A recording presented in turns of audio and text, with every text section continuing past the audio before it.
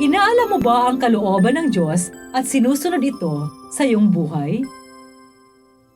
Purihin ang Diyos sa pagdiriwang natin ngayon ng dakilang kapistahan ni San Jose, kabiyak ng mahal na Birheng Maria. Kinikilala natin si San Jose bilang tagapagtanggol ng buong simbahang Katolika, at kaming mga Paulines ay may special na debosyon kay San Jose. Kinikilala namin siya bilang tagapagtaguyod ng aming kongregasyon. Siya rin ang aming gabay para sa mabuti at payapang kamatayan. Ito po ay Sister Lines ng Daughters of St. Paul. Matunghayan natin ang tagpo ng pagpaiwan ng batang si Jesus sa Jerusalem at ang pagkabalisa ng kanyang mga magulang sa paghahanap sa kanya sa ating mabuting balita.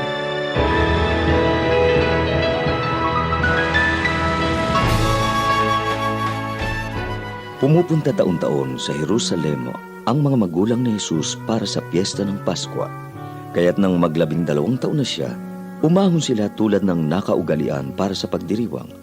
Subalit nang umuwi na sila pagkatapos ng mga araw ng piyesta, naiwan sa Jerusalem ang batang si Jesus nang hindi namamalayan ng kanyang mga magulang.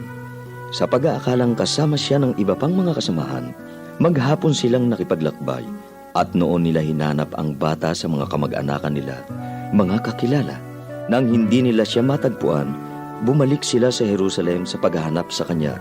At sa 3 araw, natagpuan nila siya sa templo, nakaupong kasama ng mga guro at nakikinig at nagtatanong sa kanila.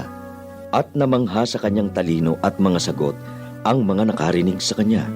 Nagulat ang kanyang mga magulang pagkakita sa kanya at sinabi sa kanya ng kanyang ina, Anak, bakit mo naman ito ginawa sa amin? Nagdusa nga ang iyong ama at ako habang hinahanap ka namin. Ngunit sinabi niya sa kanila, At bakit niyo ako hinahanap? Di ba niyo alam na dapat nasa bahay ako ng aking ama? pero hindi nila naintindihan ang sinabi niya sa kanila. Kaya bumaba siyang kasama nila pa Nazaret at patuloy siya sa pagiging masunurin sa kanila. Iningatan naman ng kanyang ina ang lahat ng ito sa kanyang puso.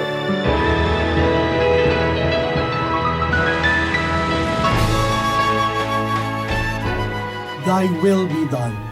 Mangyari nawa ang kalooban mo. Ito ang mga katagang nasambit ng mga ilang karakter sa Biblia. Ilan dito ay sina Maria at Jesus.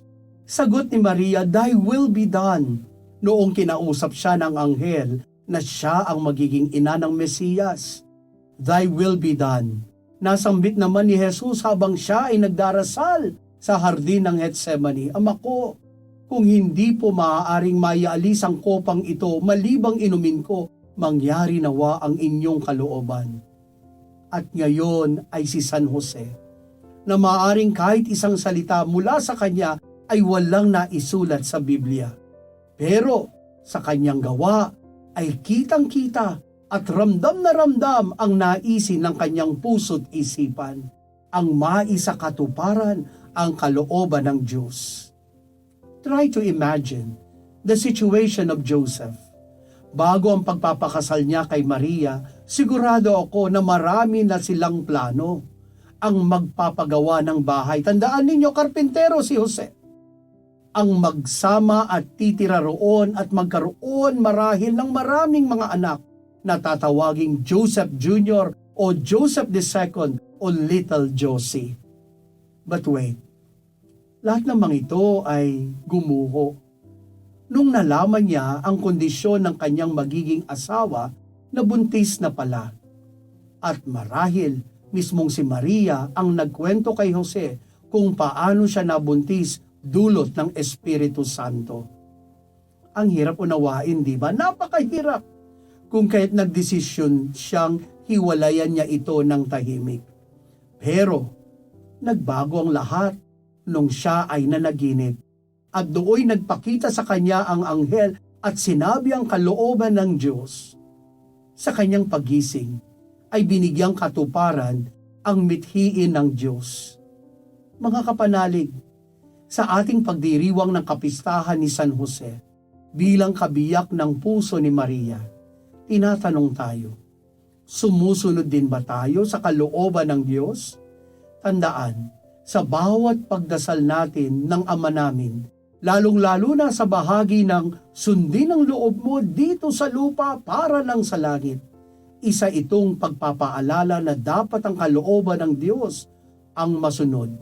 Kung kaya't bilang anak ng Diyos, tularan natin si San Jose na kayang isantabi ang mga makasariling hangarin at gampanan ang kalooban ng poong may likha. Amen. Mga kapanalig, support Pauline's online ministry. Subscribe, like, and follow us on Facebook, YouTube, Instagram, Twitter, TikTok, Spotify, Google, and Apple Podcast. Maraming salamat po. At sa lahat na nagbe-message sa amin na humihingi ng panalangin para sa iba't ibang intensyon. Asahan po ninyong kasama niyo kami sa pagdarasal na ipagkaloob ng Diyos ang inyong mga kahilingan.